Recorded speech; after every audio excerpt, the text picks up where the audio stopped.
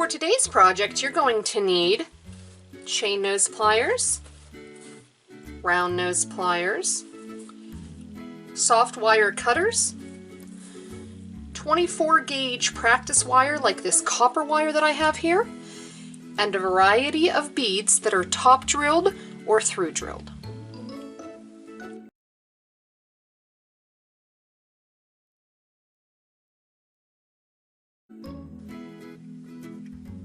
Today we're going to learn how to make a briolette or briolette wrap.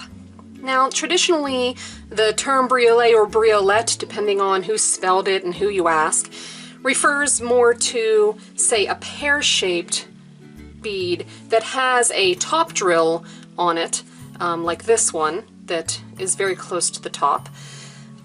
But I'm really referring to any bead that has either a top drill or an off-center close to the top through drill in this case, and you can use it for both of those.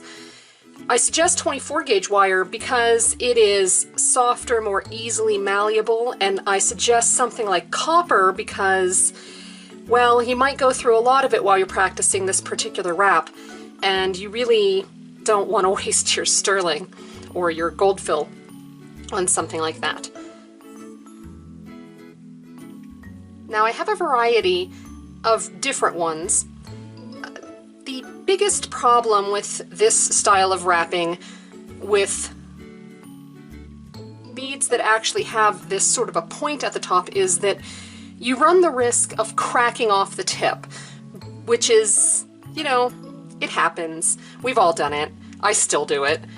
But ultimately, you want to avoid that if possible. So I've chosen these sort of cheaper glass beads to practice on before I get to, say, my amethyst or my quartz or my beautifully cut beads.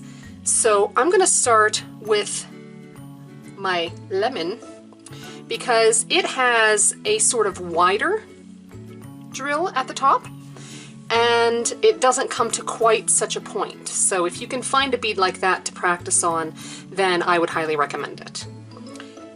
Go ahead and cut off about 3 inches of your wire, and I want you to string your bead on, leaving about 1 inch on this side, maybe a little more, and a longer end on the left. So shorter on the right, longer on the left. And I want you to just take this, and you can use your chain nose pliers to do this, but I don't really generally use them unless I have to, unless it looks like it's going to be a problem. And I just want to push that up. So as you can see, I've just pushed it up and over, and that has created a bend in my wire on the right. Now, take your longer end, and with it going over the top of the short end, I want you to just do the same thing. So now you have this little X that's at the top with your longer end on top right now. Okay? So you can see that they're going this way like a V, but we want to adjust that a little bit. So what I want you to do is take your thumbnail and right where those two meet, I want you to push it so that it goes more straight that way. You see? And then I want you to take your longer one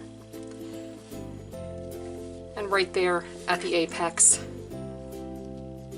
bend it as well. So you have one bent this way and one bent facing up. Now at this point, I want you to take your bead and take your longer thread, and I want you to face it over to your left. Okay? So right now I have my long wire facing to the left. My short wire is facing me and it's underneath. I simply want you to turn over your bead, like so. Now I have my long wire still facing to the left, and my short wire is facing away from me and it's on top. Okay? Now it's time to get your pliers out. So I want you to pick up your round nose pliers in your right hand. Think R&R, round nose, right hand. And I want you to go over both wires right at the bend. And I want you in your offhand to pick up your chain nose pliers close to the tip of the plier, close to the tip of the wire. And I want you to grasp the short end, and I want you to go down. Now, at this point, if you need to readjust, like I do, then go ahead and do it. And you're going to go up, down, up, and you can make really as many wraps as you like, and with it facing down. Turn your wire over, pick up your cutters, and clip it really close. And then you can use your chain nose pliers to squish that end in if you need to. And that's it, really.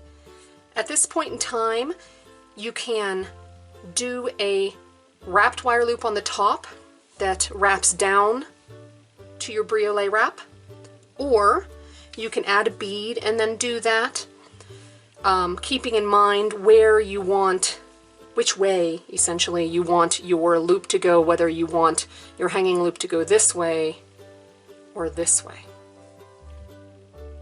So that's it. Go ahead, give it a try, go through the whole spool of 24 gauge wire if you need to, and then once you've mastered 24 gauge, go ahead and move up to 22 and see the difference. It's a pretty big difference between those two wires. So have fun!